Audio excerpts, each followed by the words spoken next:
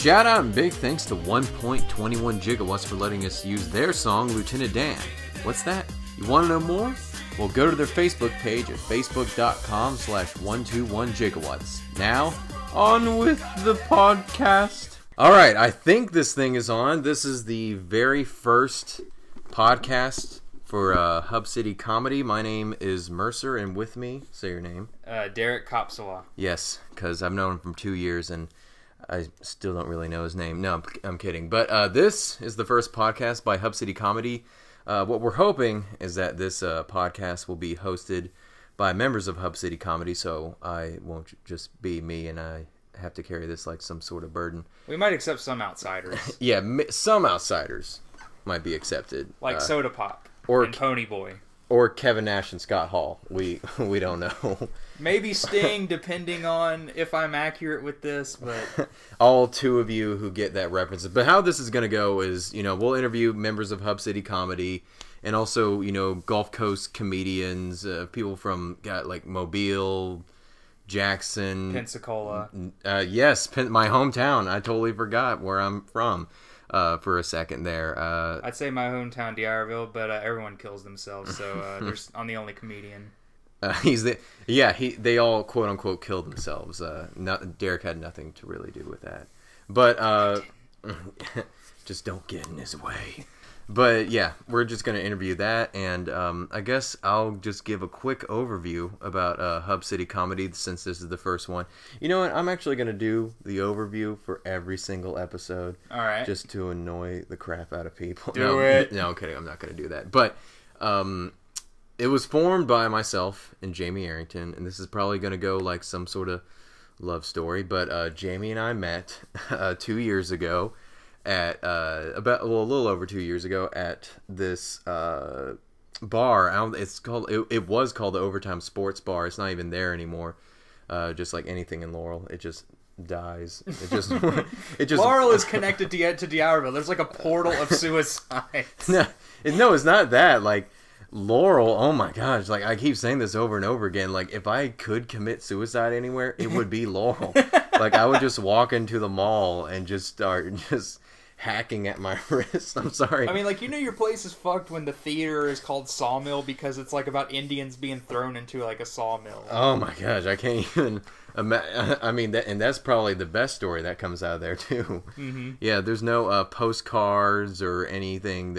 No hope comes out of DI. Everyone leaves. There's no import of hope. It's just an export of just sadness and failure, and that's it. But, yeah, I was there at Sawmill Square Mall. And well, not Sawmill Square Mall, but it was near there, and we did a comedy show there for Rock 104, and those guys are really cool. Shout out to the Rock 104 guys; they'll never listen to this. They're still together, right? Yeah, they're still together. Okay. I'm not saying R.I.P. or anything, but yeah, they hosted a comedy competition which went so well. There were such memorable people there as Clay Patterson, or some people call him Gay Fatterson. Like 3 people call him. 3 people. For all 3 people that call him Gay Fatterson. His real name's Clay Patterson, and he's not even fat or gay. That's the thing. He's not even black. He's not that too. But we were there with him, and I hope he never listens to this. He won't. He won't. But yeah, we did a comedy show there. Jamie killed. I got 2 laughs. And so it went really well, I think. But yeah, we were there, and Jamie came up to me after the show, and he was like, hey, man, we need to start a comedy scene going. And I just said, okay. And that's how it got started ever since then. Like Derek had been doing comedy just about as long as I had, but he was sort of with the Thirsty Hippo crowd, if anyone knows that in Hattiesburg. And they will when it opens back up. Yeah, if they ever, guys, like some band or some big time band getting back together. But I don't want to get barred from there, so I'll just let sleeping dogs lie. But or keep prolonging and wasting our time. But we'll just let hippos go thirsty. Yes, we'll just let hippos go thirsty, and maybe one day we'll have Rosie O'Donnell on. But anyway, Jesus. Yes, hackety hack. But yeah. Ever since then, we've had so many people join up for Hub City Comedy. People have come and gone, but we've we've stayed strong, like secret deodorant. But we've maintained, and here we are today. We've opened for tons of people, and that's kind of there's more to it, and maybe we'll get into that in It'd be so depressing to like the first time listeners if like if we had a podcast and we were like people that just started open mics. We're like, yeah, man, we're so experienced. Yeah, we got like 30 minutes. So what did you think of our first time on stage last night? I had 30 minutes, man. I killed. I had mostly awkward pauses, but I totally did it, and most of it was about airline food. I dropped the mic and then booty danced. It was funny. I mainly talked about you had to be there stories for a good 45 minutes. I thought about using props, and then I did. Mainly things around the bar is like, well, pretend this chair was my girlfriend, and then like I mainly just made the audience use their imagination. No, like Derek and I, we've been doing it for a little over 2 years, so we have some experience. We're not veteran people, and obviously you can't tell we're not veteran podcasters. So speak for yourself. I have my own, didn't you know? No, but all right, but I guess we'll start out with a current event. Derek didn't know this, and I'm sure not a lot of you have knew this, but the guy who played Arnold Horshack from Welcome Back, Kotter perished. I usually don't get into politics. I don't either, but he perished, but had everlasting life.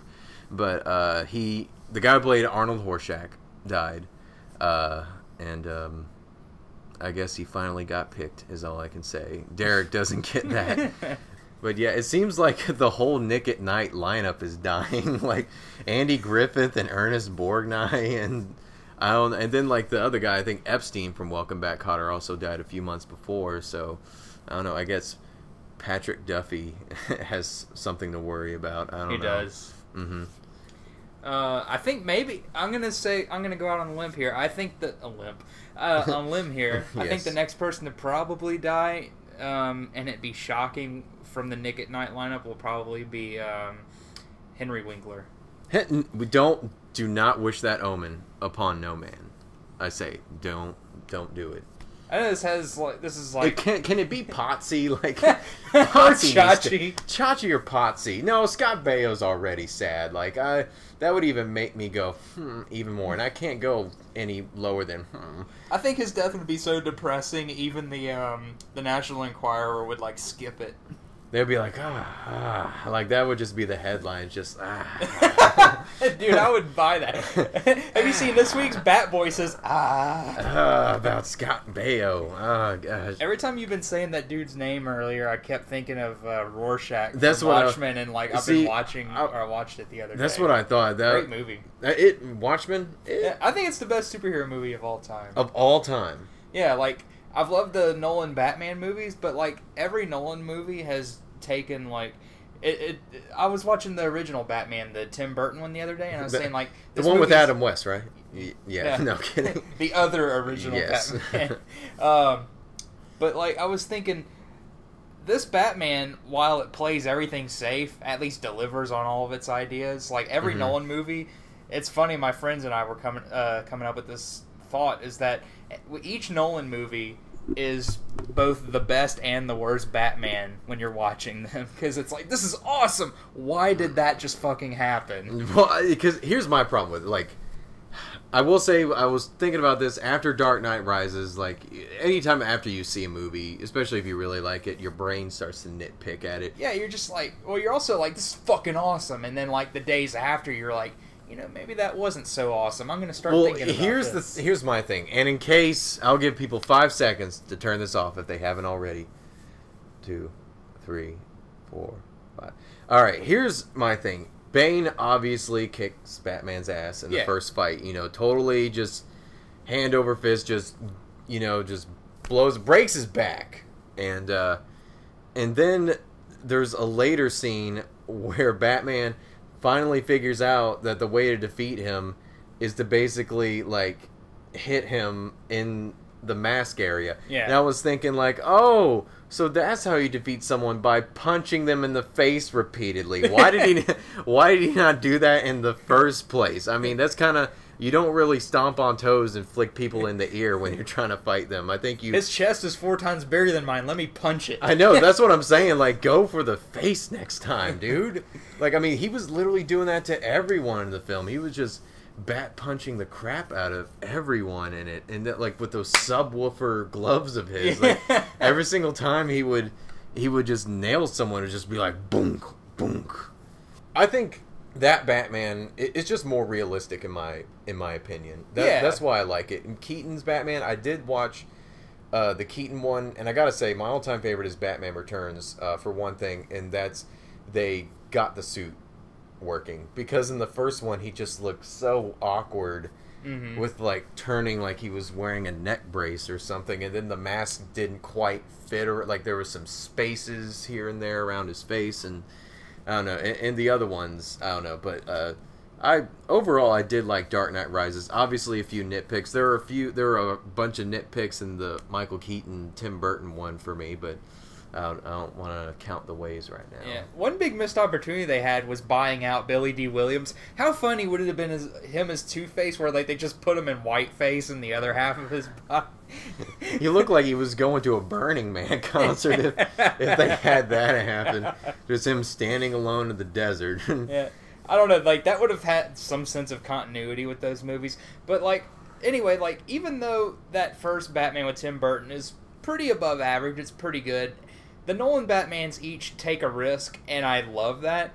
But they each great risk has like 4 awful risks that he takes, and like, I just like it when something introduces an idea and follows through with it. And like, Watchmen delivered all of its themes and had great acting for the most part, and everything, just like all the musical choices were clever. And the opening intro, where it's the times are changing, and it shows like the details are so crazy. Like, it shows Studio 54, and like Ozymandias is standing in front of Mick Jagger and like David Bowie. That has to be one of the best movie intros of all time. I will give you that. I don't know if it's the greatest superhero movie. I mean, it says everything. Like, I'm surprised there's been a superhero movie after it. Have you seen Steel starring Shaquille O'Neal? Oh, God. No, or The There's Shadow? There's like a 15-year-old black dude in that movie that talks like deeper than Michael Clark Duncan. That movie. I watched Nostalgia Critics. I rewatched it. Like, I think I've watched that review at least like 4 times just because it's so genius. But let's not plug other things on the internet. But Samsung makes great TVs. Yeah,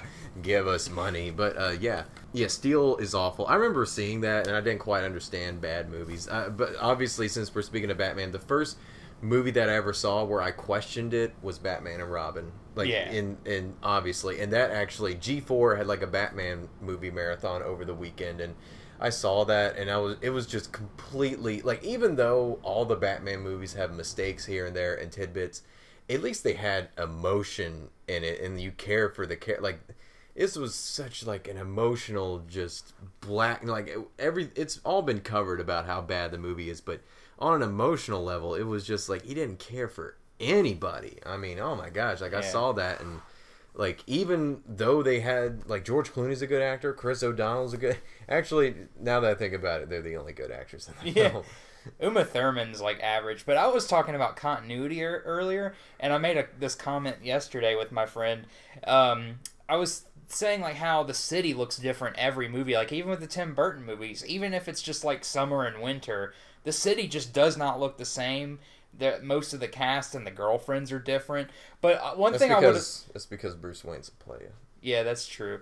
But one thing I would have loved is continuity. Like, even if they aren't going to do anything with Catwoman after Batman Returns, they should have had her at least in Batman and Robin being frozen with Gotham. And, like, if they're going to keep doing the horrible puns with Arnold, he could have been like, I've heard of cold pussy, but this is ridiculous. Anything. If he some kind of continuity. Talking about like a Jerry Lewis, but this is ridiculous. You know? Or he could have said, this is ridiculous, and just whored himself out more and held up some Dairy Queen. Oh my gosh. That movie was so bad with the ice puns, but everything is like, but then there's that one part where Uma Thurman's like, I'll help you get your rocks. And I'm just like, you're not even trying. I mean, be at least clever. But yeah, like, that movie is just so bad. And also, you know what? I mean, at least in the Batman Tim Burton versions, whenever Batman was walking around Gotham City, like, at least you could tell it was Gotham City. Like, in Batman Forever and Batman and Robin, it would look normal during the daytime. But it turned into, like, this gay roller disco at night. It's the only city with a gay double life. It really is. It's like, don't tell my parents. Don't. Yeah. And the funniest thing to me about the original Batman, not the Adam West original, but the Tim Burton one, is whenever Jack Nicholson turns his whole gang into, like, the Joker and his crew, what's weird is, like, they have Joker insignia jackets, and he has people, like, interrupt a city meeting as mimes, and it's so strange because he's like, okay, now I'm the Joker, and since you're my underling, have you ever wanted to mime?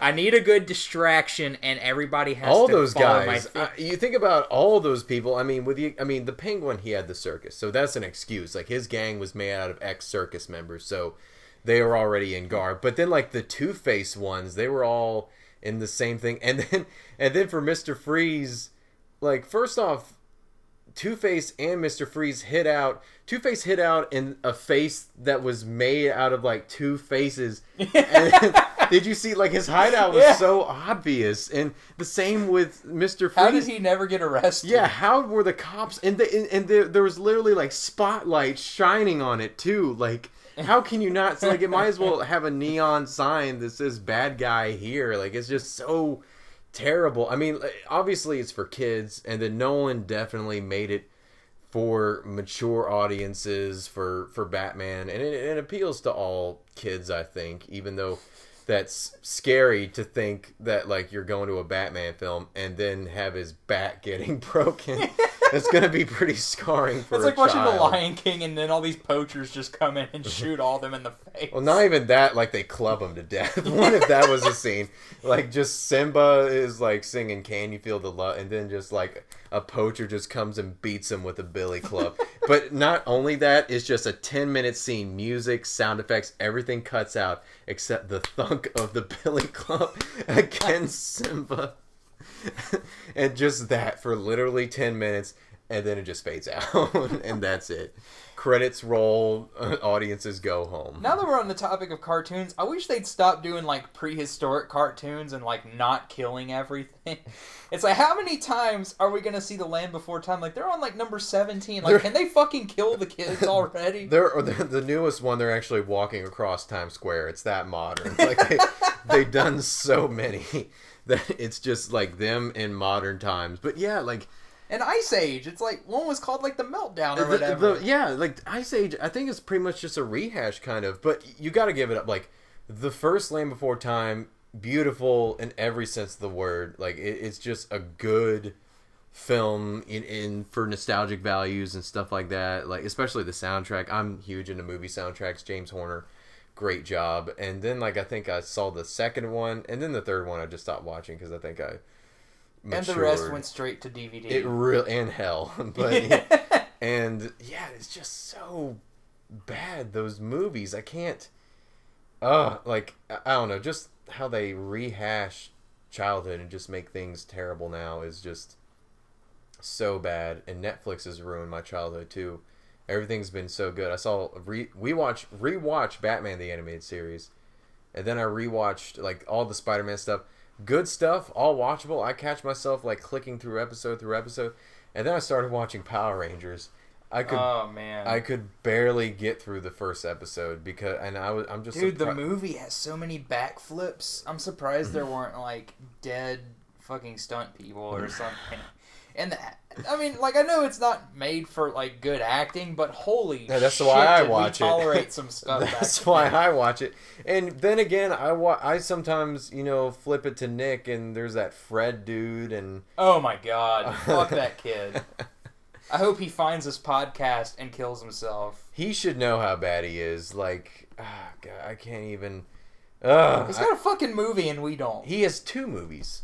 Yeah, one of them is Night of the Living Fred. Not even clever. It's just like, hey, let's just put my name at the end of the title. Let's just do that, and then just have fun. We'll do it. We'll call it Fred 2 Electric Boogaloo. Like, that would be better. But yeah, like Power Rangers, I watched it, and it's just so. The best actors were the bullies. One was like Scully.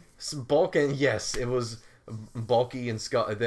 One of them was a paranormal detective. Mulder and Scully as their names. But yeah, it was Bulk and Skull, if I remember correctly. But yeah, I don't know. But wasn't this a comedy podcast? I forget. Yeah. Well, I mean, let's keep going. Or what's something you want to ask me? Something I want to ask you. Well, how'd you get your? Well, I guess this seems like a date now. But I guess like, how'd you first like want to do comedy? Like, what first? I guess you can take me through a sort of if you have it, a sort of timeline. A couple of years ago, I listened to some podcasts. I got started on the Adam Carolla podcast because my friend and I that are interested in movies heard him talking to Francis Ford Coppola about all the obvious movies in his career. Like, he was promoting Youth Without Youth, I believe, at the time. And he was talking about, you know, obviously The Godfather and Apocalypse Now, because those are the only two good movies he said. Actually, I'm going to say Apocalypse Now is kind of overrated. I think I would like Platoon more. I don't know. Like, pretentious war movies are really wearing me out. That's such a specific genre. Yeah. Pretentious. Do you have anything in the pretentious war movie section? We have all 6 versions of Apocalypse Now. In Syriana with George Clooney. I don't even know that Wind Talkers. I don't know. Oh, God. The fucking Indian movie where Christian Slater gets his head cut off by a Japanese soldier with a sword. Oh, gosh.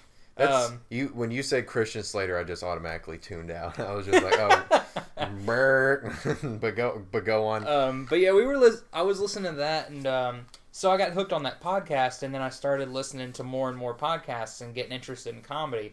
I never saw myself as much of a comedian because I always wanted to do dramatic movies and be taken as an artist, you know, a serious person. And then I saw that there was a lot of good creativity and a lot of darkness in comedians, and I'm not that dark of a person or anything, but I've gone to those places with my scripts, and I've thought, what if I actually tried learning how to bring this to people? And it's a way to bring out your ideas and know, well, if people can't hear it for 3 minutes, they won't watch it for 2 hours. Mm-hmm. That's a good point. Yeah, thank you. And so what I did was we had a local open mic on Wednesdays in Hattiesburg. I lived in Hattiesburg. But where? Like what? At the Thirsty Hippo. Yes. And as far as I knew, there wasn't much of a comedy scene at the time. And so what happened was my friends and I, we were watching Last Comic Standing, and it was the season where Craig Robinson was hosting. And we were like, yeah, this looks like it's fun. So what we did was we each wrote our 5 to 7 minutes. It was me, Jake Ford, and Michael Rucker. And we told our friend Zach Lamplou about it, and he's like, yeah, I got this notebook full of all these ideas and weird fragments. And he probably threw in a bunch of needless cuss words. And yeah, he had a funny joke about a girl blowing him outside his parents' house, and then his dad's like, good job, son, or something. It was weird. It's been 2 years since I've heard that bit, but he did great. And we recorded ourselves doing it, and I turned it into a habit to just keep going. And I was living on the coast in D'Iberville at the time. And on the edge. Yeah. Of glory. But go on. I was smoking Dijon Blacks back then. I was just huffing Dijon mustard. Yes, Mercer is drug-free and smoke-free. Yeah, for now. For this podcast. But, yeah, so I started doing it, and I was really into Doug Benson at the time, and I really loved his style. So he was a big influence, and him and Patton Oswalt and Adam Carolla. So it took me a while to find my voice, and so I keep doing this for a year, and I'm just horrible at it. I go to these open mics in New Orleans, and that was where I met Mercer. He and I had some mutual friends, and we screw that guy. Yeah. And so we met each other at the La Nuit in New Orleans, and it was one of the most awkward open mics because you could hear the air conditioning in there. It was so dead, and people brought their kids, and it was 11:30 p.m. at night. It was sort of a strange show. I'll give my POV about it, but go on. You could draw on the wall with chalk, and there was a ramp for this handicapped comedian, Jonah Bascal, and he was funny, but it was just weird. I really hope that place picks up, and because I love the vibe of it and the look. It's just when a couple of years ago I went, it was kind of poorly run, and they stress that they're under new management. But I'll let Mercer talk about the La Nuit. Oh, well, I was just saying I had more of a positive attitude. Like Jonah Pascal, yeah. I had him laughing, man. I had him rolling in the aisle. Oh my gosh. I had to say that. I feel terrible now. But I didn't even see him. Please, Jonah, if you ever do hear this, it's probably going to come back. I mean nothing by it, but because I mean, I don't stand by his accusations. God. See, I'm trying to not do. Now you're tempting me to come up with something else, and I really don't want to. It's going to turn to that scene from Scary Movie 2, where it was between David Cross and Chris Elliott, and David Cross played the crippled dude, and Chris Elliott had like the manged hand, and they were just going. My strong hand. It was like, well, why don't I give you? It's like, why don't I give you a standing ovation and stuff like that. Yeah. But yeah, like I liked it. But then again, I only did about 2 minutes of material. It was really good. The only joke that actually bombed was actually my hit joke, which was my Twilight joke. Everything else did really well, but I only did like literally 2 minutes of material. And it's funny how you can dedicate all this time into Twilight jokes, and our audience does not give a fuck about Twilight, but we write such great jokes about it, and it's always over their heads because they've grown up. True, yeah. I mean, like some crowds it works, but then again, that's all jokes. Like some crowds it kills. I just hate that. It's never like in between.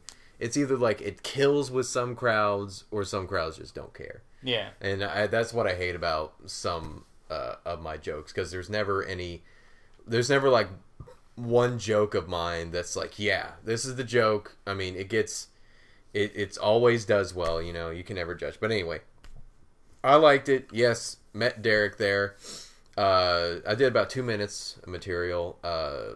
The guy apparently had been on Premium Blend and stuff like that. I loved how that open mic guy, do you remember, he got so high he literally did a 15-minute intro.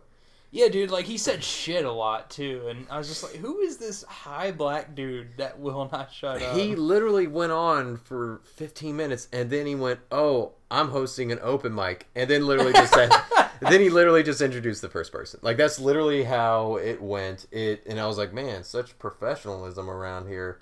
But, yeah, and then... You're that 40-year-old guy that was, like, on crack or whatever? He was... Oh, here's the thing. I didn't stay around long because... I was staying with my brother at the time, and his place was literally like 2 minutes away. Like, I literally just turned down a couple of streets, and I was at La Nuit. And he told me, he kept texting me, he was like, you better get home now. I was like, I gotta get some sleep. Like, my brother he's anal. I'll be honest. He's in more ways than one. No. But he has a strict schedule. And he likes to go to bed early, and I was staying with him for the weekend in New Orleans, and so I had to leave as soon as I was done with my set. But I didn't get to see that guy. What was even weirder was at the end of that night, I walked outside, and the first thing I did was I took a breath, and I was like, man, that sucked. And then next thing I saw was this ghetto-ass dude. He found some roadkill, picked it up by its feet, and threw it up in the air and went, oh, motherfucker, and it splattered in the road. I remember that. Yeah, no. I was like, man, that is not a good sign. Like, I don't know if I should come back here. No, I remember I was standing out there. This is before you got there. All of a sudden, these, like, 3 black kids came around the corner just holding, like, this dead, flat cat. And they just threw it in the road and waited for cars to pass by. Yeah, they were signaling people to run it over again. Yeah, that was their entertainment. That was their entertainment for the night. That's when I knew like, hey, it would take a lot to entertain these there's guys. An open mic. No, dude. I got roadkill to watch. There's an open roadkill. Yeah, there's an open roadkill tonight, okay? And it's Fluffy's turn, all right? Yeah. But, yeah, like, I completely forgot about that till just now. But, yeah, I did a really good job. The guy apparently had been on Premium Blend and stuff, or at least that's what he said. I don't know why he's in New Orleans. Yeah, I mean, sometimes Daryl Hammond lives in New Orleans now, but then again, he made it, and he comes back there. But I mean, this guy I'd never seen before, other than there, and like he said he was moving back to New York. Maybe he was in the audience of Premium Blend, and we just don't know it. And it was like, yeah, I was in a third row, second seat, you know. But then again, I don't know why we're making fun of it because we haven't made it yet either. Hey, we opened for Hannibal Buress. We've opened. We're professional headliners now. Yeah, professional open mic headliner. If that makes any sense. But yeah, that's what most first-timers we can are. name drop, Killer Bees, Pat Dixon, Jared Harris, Nate Bargatze. Nate Bargatze. Well, no, I can't drop Sean Patton. I wasn't there for that show. I wasn't either. But we competed the shit out of getting your spot though. Yeah, David Smith, I'm pretty sure he fucking cheated because he got like all these people that weren't even gonna go, and like it turned into like a big political thing because like I kept beating David Smith and Brittany by like 30 votes, and then I'd come home and I'd be losing by 20. I'm like, how the fuck?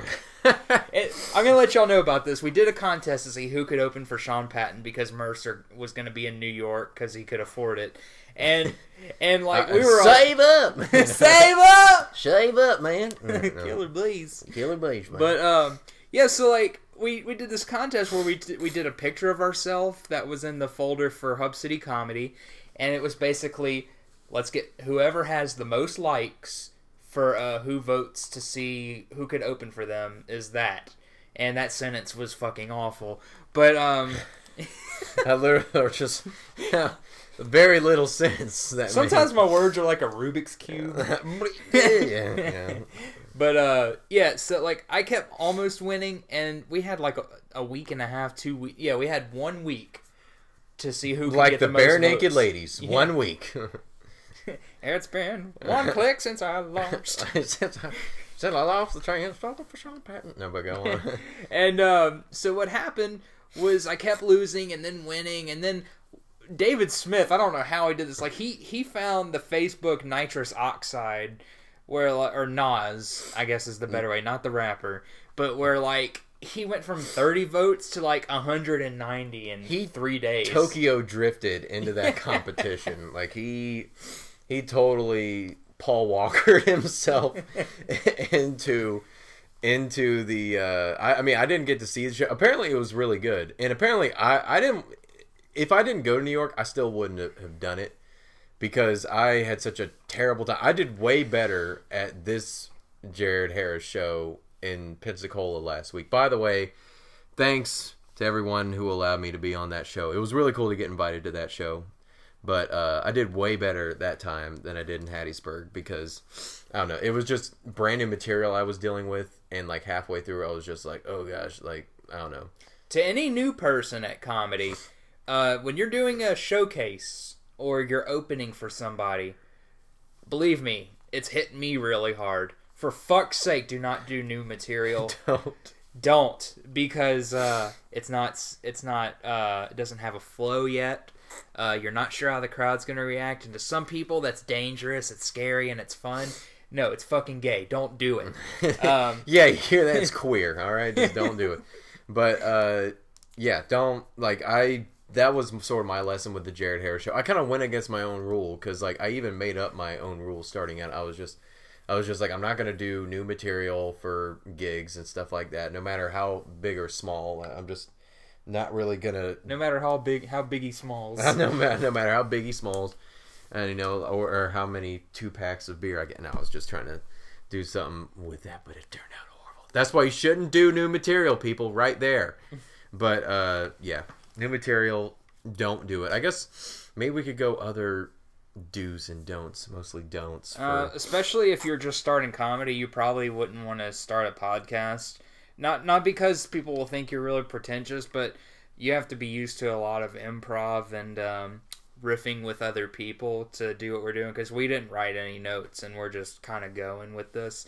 And I'm sure even in a year from now, even a month from now, we're going to listen to this because we're egotistical, but we're also going to be like, this sounds really clumsy. We're much better at this. It'll get a lot smoother, trust me. And so bear with us at the moment. Mm-hmm. Yes, but I'm trying to think of other do's and don'ts. Don't be racist, because that killed me. That Yeah, don't shout out the N-word, especially at church functions. And no kidding, but yeah, don't. Yeah, I don't know. Don't be too. Apparently, you can't do fat jokes either. Like I've tried to write fat, not like being overtly fatsist to people, but or fascist, combine fascism and stuff. But I don't write them to be mean towards fat. I just like kind of put it in there, and apparently that's like almost shock humor now. Apparently it's almost is like saying the N-word around these parts. I don't get it. It shouldn't be that way. You should be able to joke about it. It's just a heavy issue. Yeah. For the people that don't know, it's a weighted debate. For the people that don't know me, Derek, I'm fat. I tell fat jokes. Not because I'm a hack. You should have interrupted me like, no. I can tell those, but you can't, you know. Well, that's just racist. Yeah, that's what. But, yeah, I mean, I think that there's very tasteful ones. It's just you got to keep in mind who the audience is. Because if you're telling a joke about fat people, but you're like, fucking fat people should die, like... That was my opener, dude. No, but like, you should never do that because you're just gonna lose people. You should always tell the jokes that you want to hear, but also make sure it's jokes other people want to hear because you always want to make sure that you know you're doing this for the audience, not for just yourself. Find ways to take what you like and make it to where other people can like it. Otherwise, it's gonna be a long 10 years before you realize, man, I've really sucked at this because nobody wants to pay to see a guy that hates everyone. Don't be a hipster comedian. He was kind of hitting on that. Like, you have to broaden your strokes.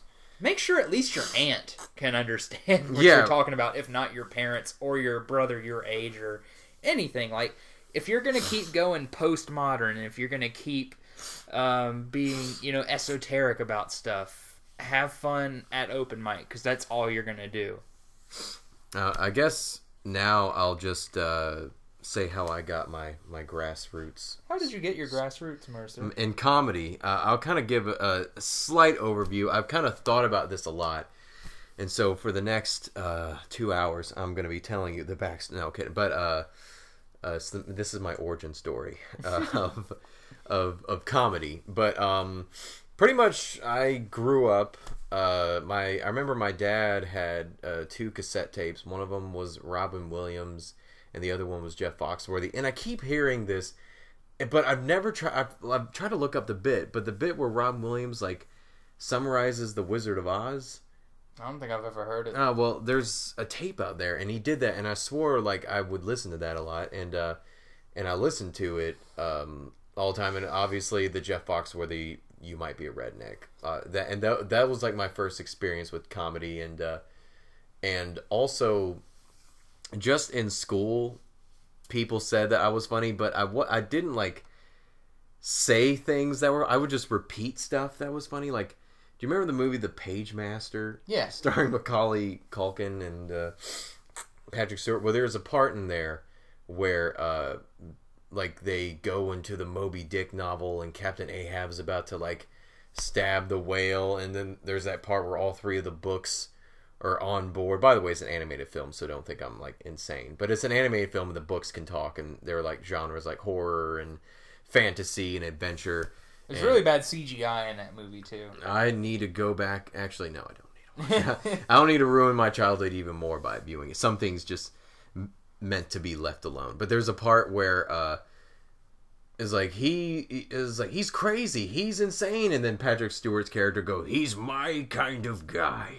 And apparently I just remember repeating that to everyone, and that was like my shtick. Like, people would look at me and I would just go, he's my kind of guy.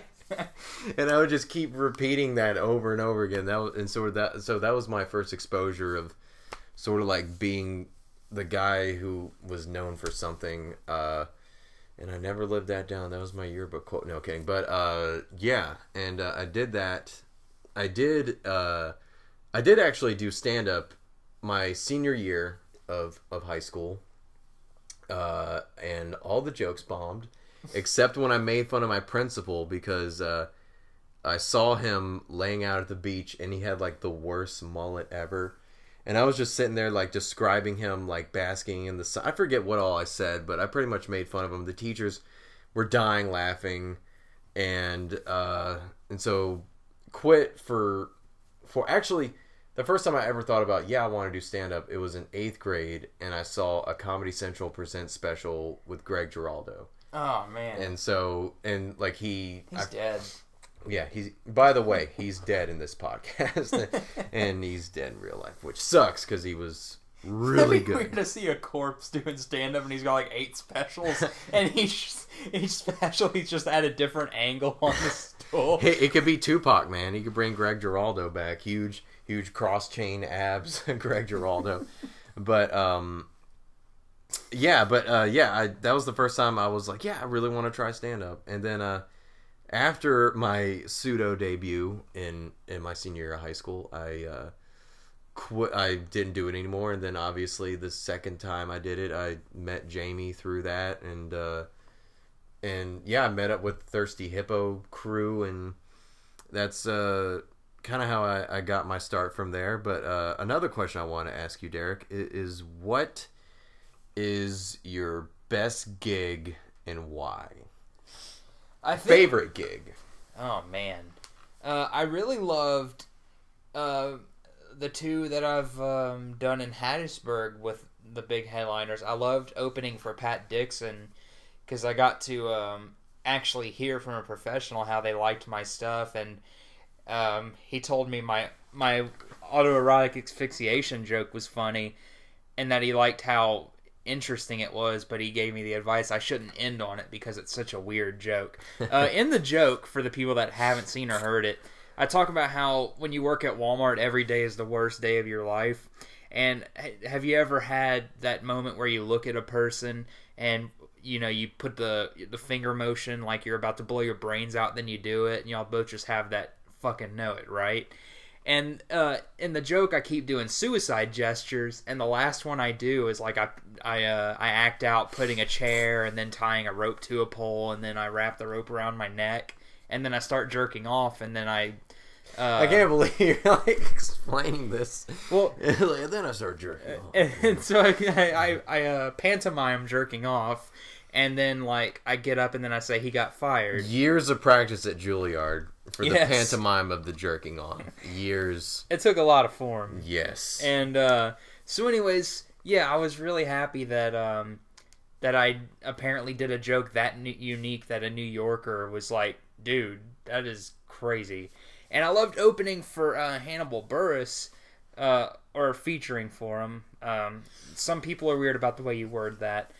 So it's just better to say featuring for them. I feel, are you trying to downgrade yourself? Because I feel like opening is like is on the lower rung than featuring in my eyes. Like, I mean, just by looking at the word. Well, featuring is a more legit like a showbiz term, I guess, because opening is more of a general term. Yeah, well, I guess I'll use feature from now on. Yeah.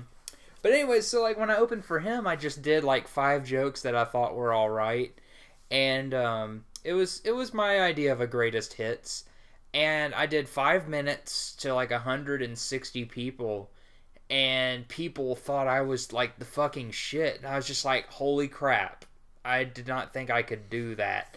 And it was weird because for two or 3 months after that show, I could not match the awesomeness of that, because I always like to try new material or like try to find that perfect set.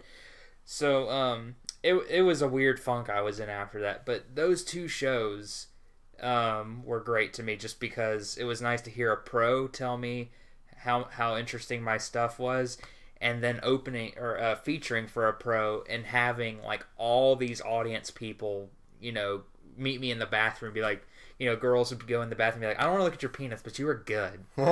That didn't actually happen, but it was about like that. Like, you said you went to the bathroom and they said that. Yeah. Yes. But like seriously, like dudes were peeing and then they looked at me and they're like, "That's that guy that kicked fucking ass," and that's not an exaggeration. And like, there's just no great ego boost like that, and I haven't quite matched that kind of reception.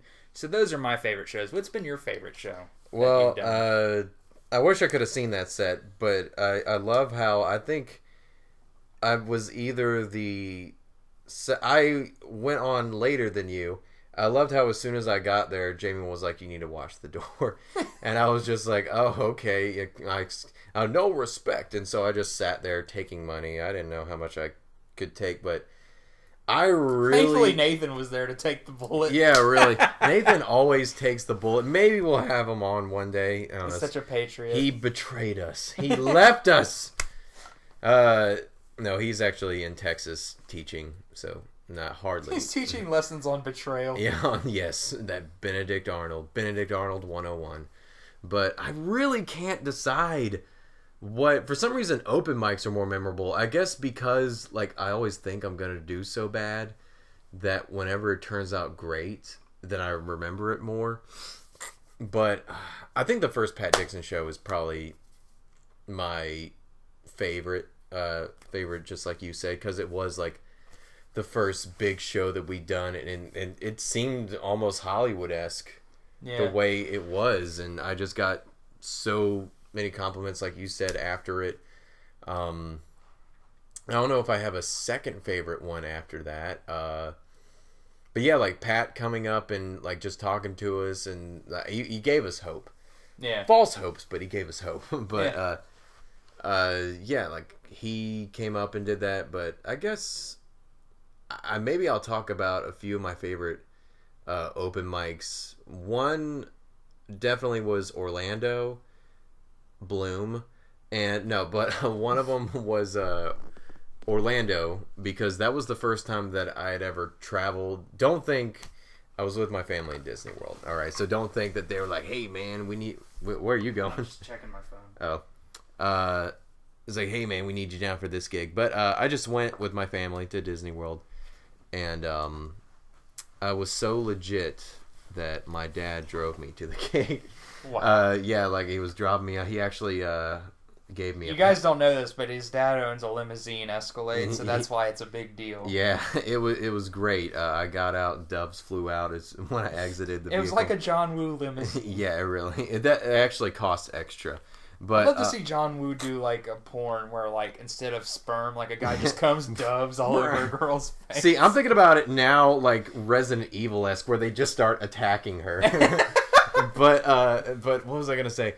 Yeah, your dad drove you to the gig. Yeah, Dad drove me to a gig, dropped me off, gave me a packed lunch, and yeah, went to the gig, did really well. But I hated the fact I hate doing out of town open mics, because I know that all the comedians are gonna hate me, because when I do out of town open mics, usually I always do material that I know is good, and so like everyone's just like reading off pieces of paper and stuff, and here I come like Johnny Hotshot. I'm gonna stomp these motherfuckers. Yeah, I'd come in like Johnny Hotshot, like grab the mic. I was like, "How you doing tonight?" And I just like rock the show, and I just hate doing that.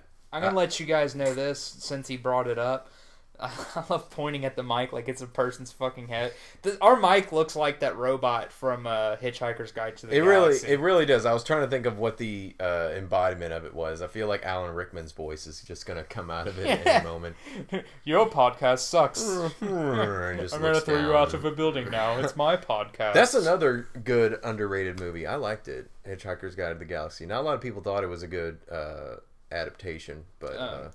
But anyways, what I was saying before I started pointing at the microphone, if you're going to drive more than 30 minutes to a gig, just go ahead and bring your best stuff. Like, even if it is an open mic, treat it like a showcase, because if it's 5 minutes away, that's when you bring the new stuff, because if it doesn't go well, you know, at least it was only a few minutes away. You didn't waste gas, you didn't lose money, you're not going to feel shitty and think too hard about it. But when you have that 30-minute drive, you have all that anticipation and stuff, like, I'm going to bring my best stuff and it's probably going to rock the house. And, you know, when it goes well, actually, I mean, or at least mediocre if you aren't, you know, quite at the level that some people can be where they'll just rock any mic they're at, that 30 minutes is going to feel so much better if you just played it kind of safe. And, you know, I'm sure a lot of you, the beginners especially, want to treat it like you're artists and stuff, and that's fine to a degree, but just take risks at an open mic. If it's a showcase, and you're driving really far, just bring your best stuff, because that drive back home and the minutes when you get home and you get to tell people about it feels so much better. Or if you're just a glutton for punishment, just fucking wing it. You know? Yeah. If you really want to feel like shit and reach into the inner depths of darkness in your body to bring that to the stage and for inspiration, just go ahead and wing it. Never plan anything. Well, that's how I got asked, I think, to do the Jared Harris show in Pensacola, because I always try to bring the better stuff to the Pensacola open mics, and that it can be a result of you bringing your best stuff to an out of town open mic. People can see you and be like, "Oh my gosh, this guy's rock. He's really good. Maybe we'll get him to a show," and then you can get paid. Also, if you do get to the thing where you're doing gigs out of town, make sure you do it for money. I'm sorry to sound like... All of our advice sounds like how to be a sellout 101. Yes, how to be... Yes, ask for more money and then ask for a hotel. No, but no, just money to pay for gas, at least. And if they can only give you money for gas, just be satisfied, because sometimes we get stiffed. Yeah, I have some horror stories about booking shows, and the managers just be like, well, even though 30 people came here, they're the same 30 people that wouldn't show up on any other night except your night, so this doesn't count. And that's when you fist fight the motherfucker. Oh, yeah. I've seen it before. That's actually how we end out-of-town shows. It's great. But I guess I'll finish up with the Orlando story. Basically, that was sort of like when my family finally came to accept that I did stand-up. It was sort of like... It's always awkward. My coming out party, because my dad drove me there. Like, he finally gave in and drove me there as well. So it wasn't just the fact that I did an open mic out of town and did... By the way, if anyone is listening to this in the Orlando area...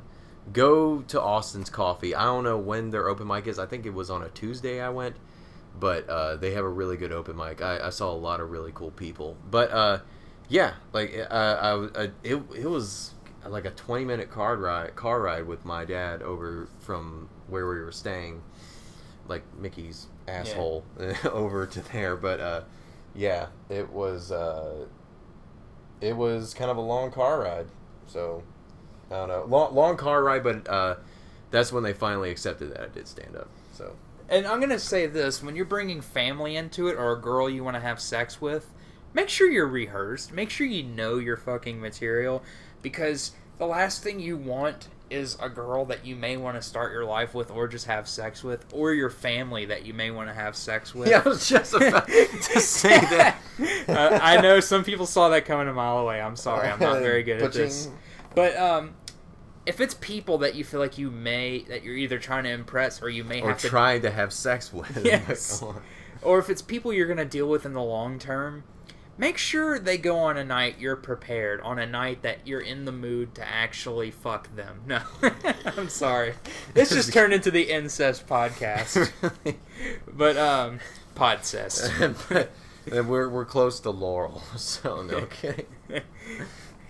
But anyways, yeah, just make sure you're in your top form, because there's nothing more embarrassing than having, your mom and dad come see you on a night that you bomb. I actually had a night where I had a disruptive crowd and my mom told a girl to shut the fuck up, and that was just strange because I was hammered and I'm just watching the entire crowd implode because this bitchy table would not shut up.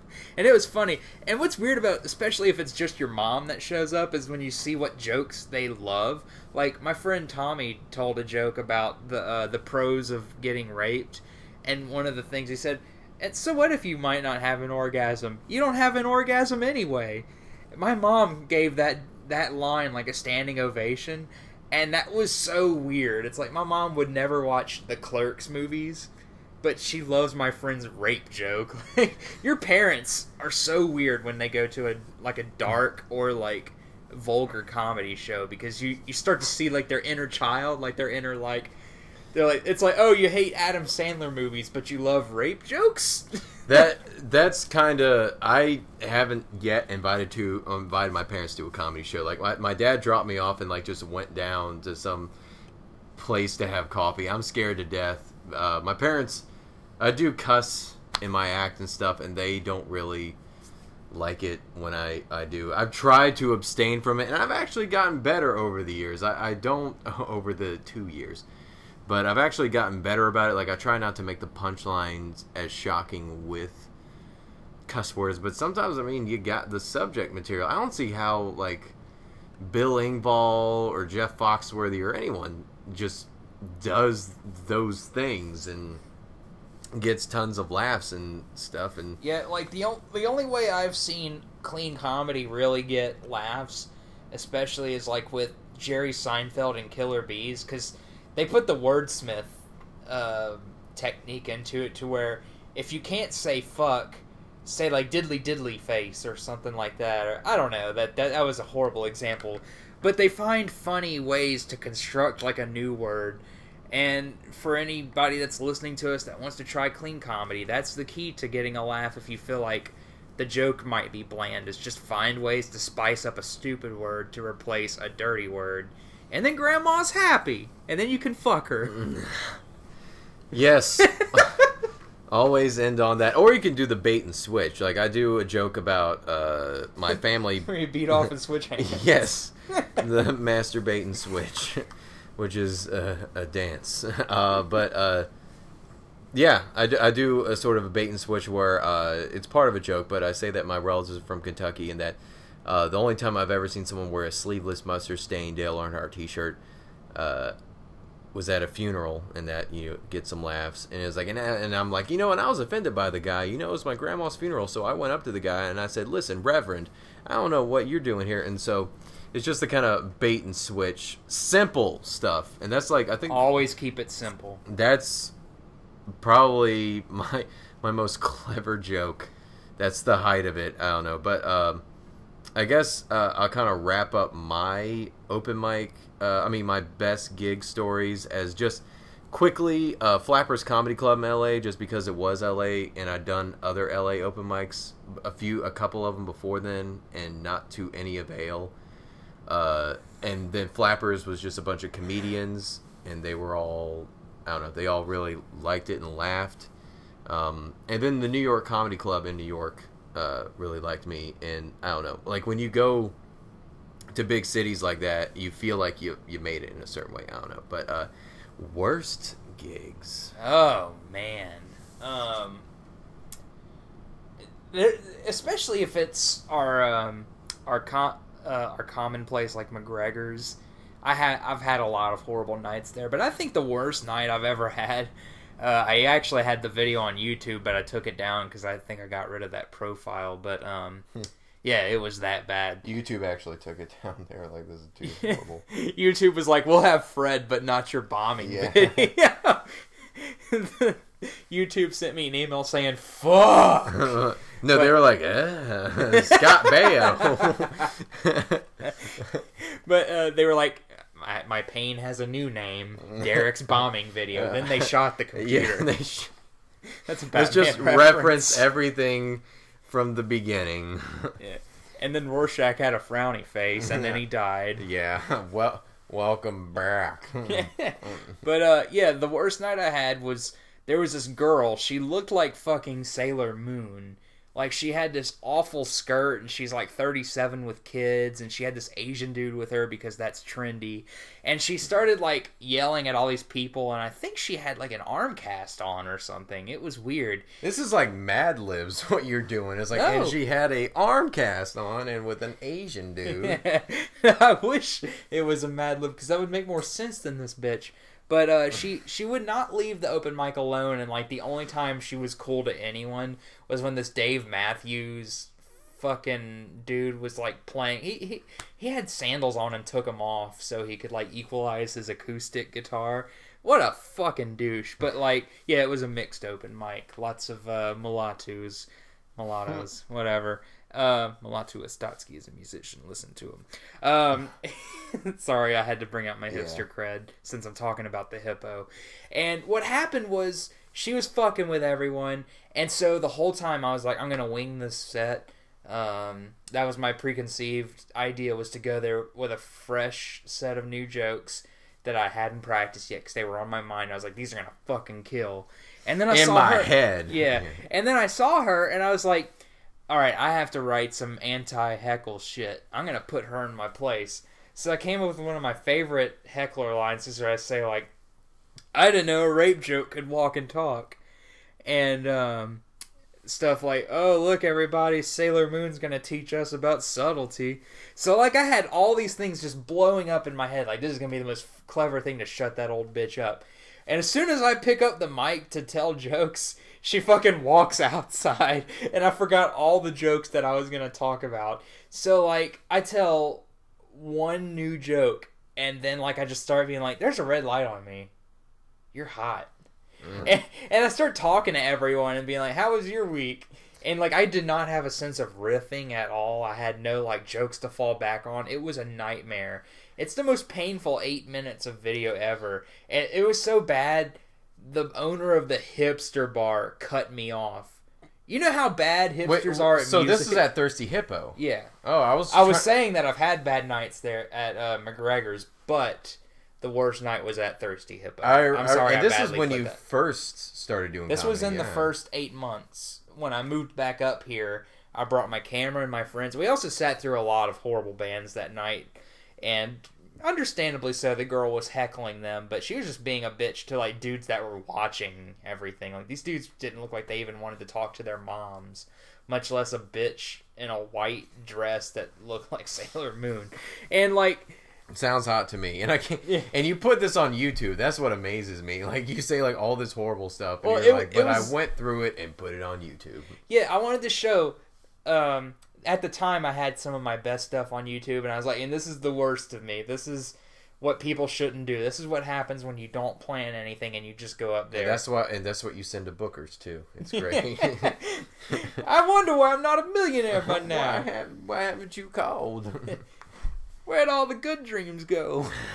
But yeah, that was the worst gig I had, was open mic with no practice. And I wanted to pay my friends back for gas, and I drove them. It was that awful. And I don't know why I put that on YouTube other than to show this is what happens when you... I wanted to be a cautionary tale. What was the worst gig you've done? Like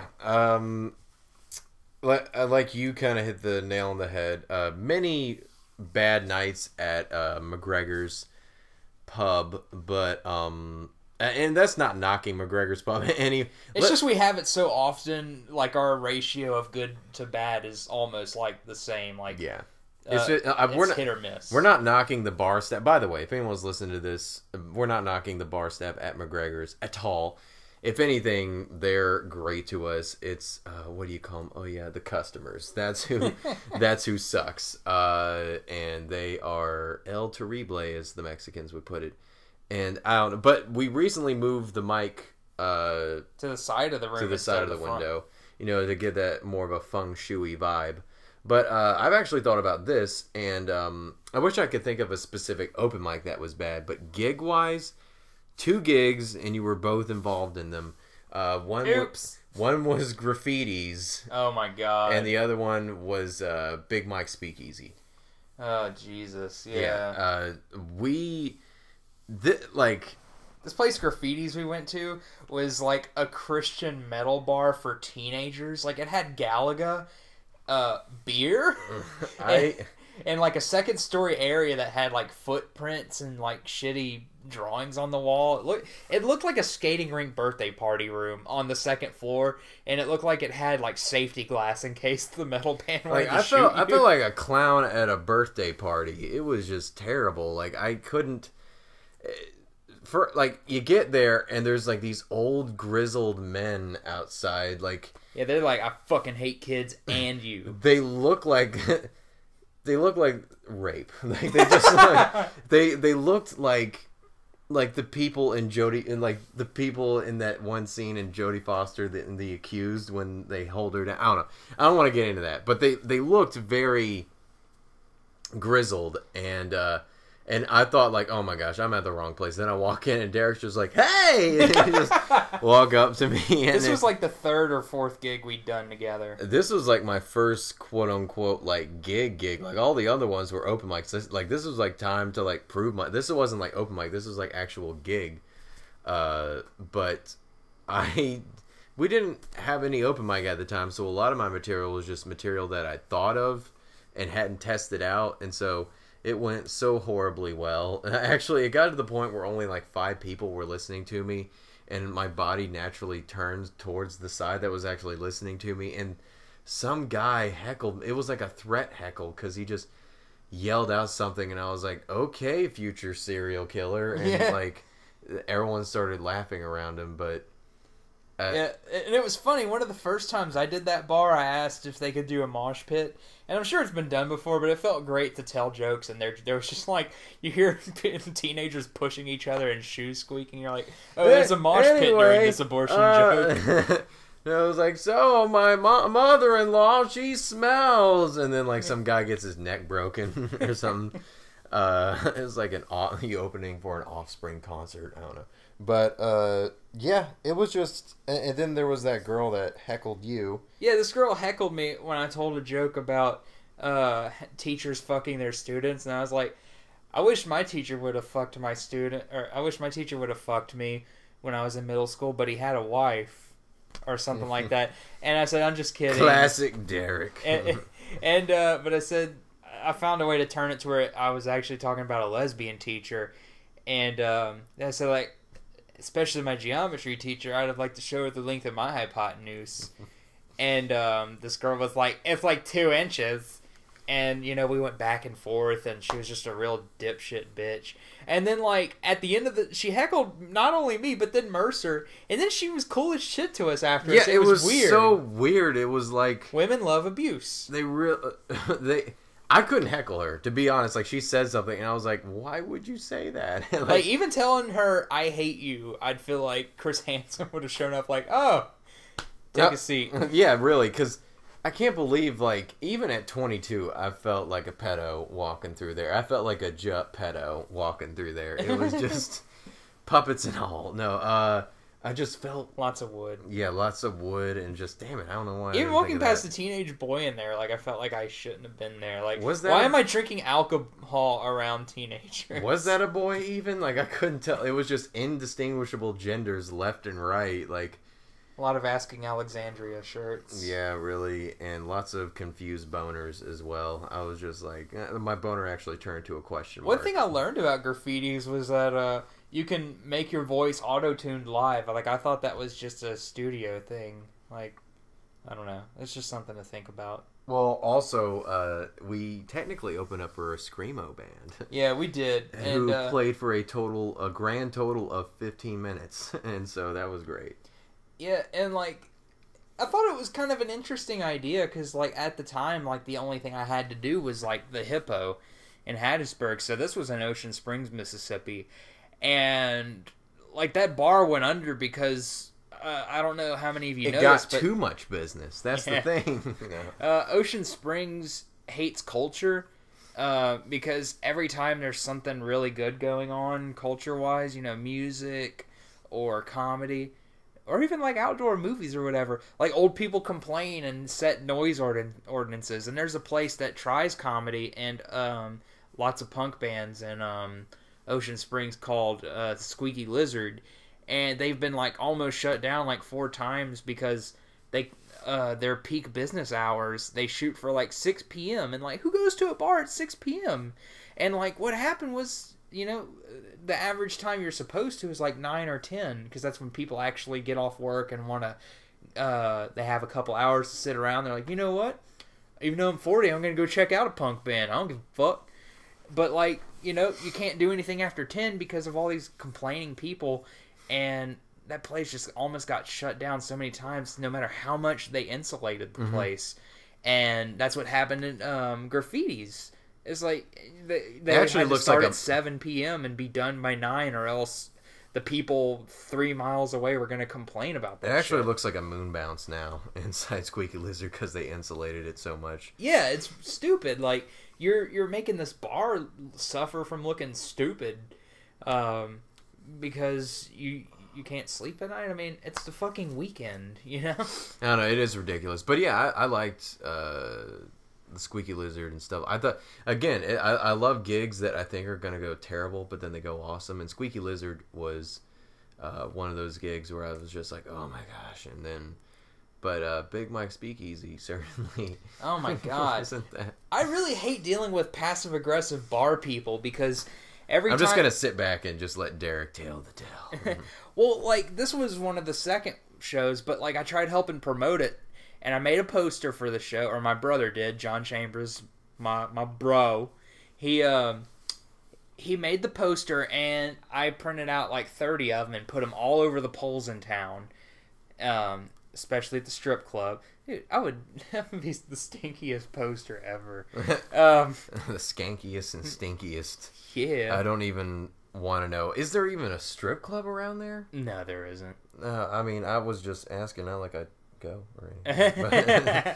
But yeah, I put them everywhere, and then the people at Big Mike's were like, hey, you have to take all these posters down. And I was like, I live in Hattiesburg, and I'm working. And they're like, well, we're going to get fined by the police, like $200 for every poster that pulls paint off these poles. And it just turned into all this drama.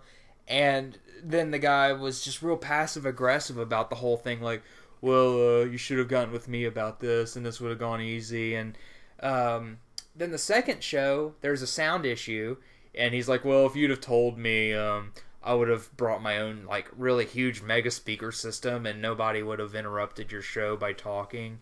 And it's like let's just consciously leave out details and make everything the other person's fault. I really hate that shit. And because of the poster drama and them having to take the posters down themselves, I actually had to pay them after my first gig there. And I had to almost, like, fight them or whatever to get money for the second show because I had, like, 9 comics, and they all only made, like, $6 from like different areas, and I had to sit in a fucking bar for 50 minutes like I was about to get killed Sopranos style or something, and just to get $55 to make sure everyone had a few more dollars to get home. It was just a mess, but the first show sucked, and Mercer's gonna tell you about it. Well, Derek, do you feel better? Yes. Yeah, okay. Fuck that place. Yes, it was just, I really can't describe like how pissed I was whenever I did the gig. Cause one thing I mean, like as a comedian, you go to gigs and stuff like that, and the business, like we're in some type of business.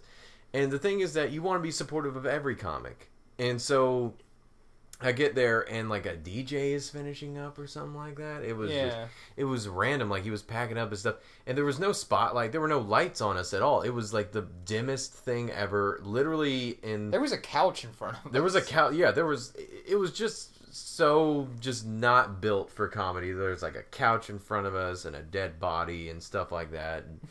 But yeah, it was just. And it was darkly lit. Like we were standing where there was supposed to be a projection of a game, and they pulled the screen up, and it was a disastrous setup. Yeah, and plus you couldn't hear us, obviously, like Derek was saying, which is another great comedy setup. And we had a DJ right next to us, and like I asked him, he had can we hook up our stuff to yours momentarily? He had like wall, he had like wall to wall, like he had that giant Marty McFly-esque speaker and all this other stuff, and it was just he was just like, nah man, can't do it, brah. And he was like even speaking into a microphone as he said it. Okay, but, he might as well. Like, no, I can't do it. But see if these broke ass bitches do compared to me. Yeah, it's like, man, nobody takes over DJ requests. But yeah, and then Brittany, who is a really good comic who we'll probably have on here soon.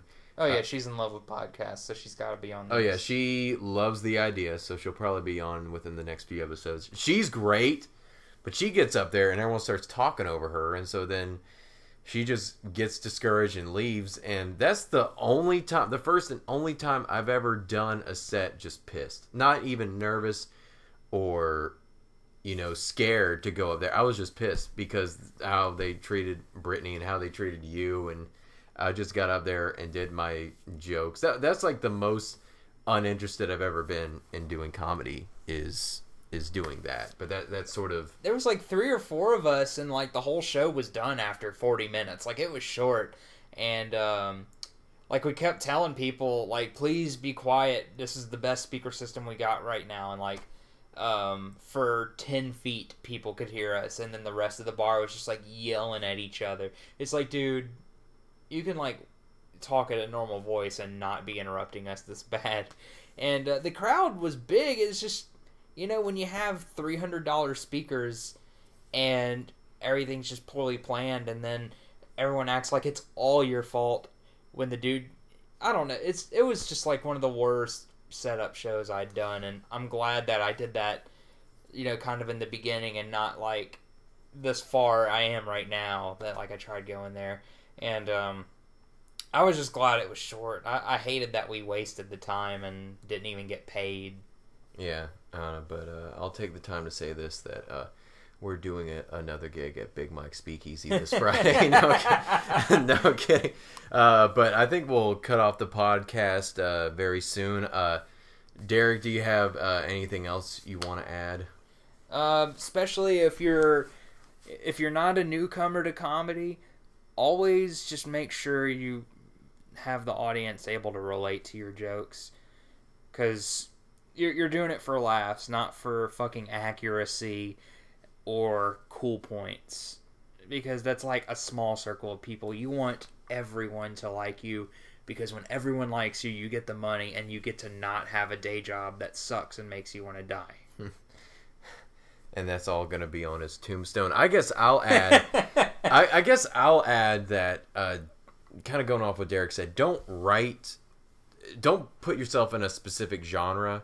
Like I've said this also many times, like I just try to write jokes to write jokes. I don't write jokes to say like, oh, that's not blue collar, that's not alternative, that's not this. Just write jokes to write jokes, because that's what I kind of do. But it takes a while to find your voice. Yeah, it really does, especially if you have laryngitis. But anyway, that was a terrible joke to end on. I just went to Yarraville to kill myself. Yes, and I'll go to Sawmill Square Mall and eat some Chick-fil-A, then kill myself. Chick-fil-A is literally the only thing they got in there that seems alive. Everything else just seems... Corn Dog 7's pretty good. Well, everything else just seems dead or from 1983. Like, that's all that's just there. But I guess I'll say this. We do a weekly open mic at McGregor's Pub. Sign-up's at 8:30, and we start at 9 every Monday. So be there. Derek, do you have any gigs coming up? Yes. I feel so weird plugging a show. I have a show at the Alchemy Tavern in Mobile, Alabama this Saturday, the 25th? No, I think it's the 19th. I'm so unprofessional. I'm looking at my calendar now. It is Saturday the 18th in Mobile, Alabama at the Alchemy Tavern. Starts about 10 o'clock. And I'll be there with William Masters, the hilarious Chuck Diesel, Tipsy Tiff, and a bunch of guys from Tallahassee. And for I'm very sure I'm going to be headlining. I want to try getting more used to it. And William Masters, future mayor of Mobile, worked that out with me. And you guys, if you're in that area, check out everything William Masters does. He is one of the best we have. He's a great host, and he'll probably alienate most of your friends. All right. That should just be a chant. Like, all right. It's gotten to the point where like his events are like, all right, comedy presents. all right, and just says that all over the flyer to the point where it's just like everyone else's names in the corner. But I guess I'll plug my thing. I'm actually doing the Alchemy Tavern September, I think, 29th, and I think I'm sort of unprofessional as well, but we'll probably do this. Obviously, we'll do this podcast again, so I'll try to get the dates. Yes, obviously, same place in Mobile. And we'll fix it on Twitter. Yeah, I'll tweet it. Follow us on MySpace and Zanga and LiveJournal and all that other archaic, yes.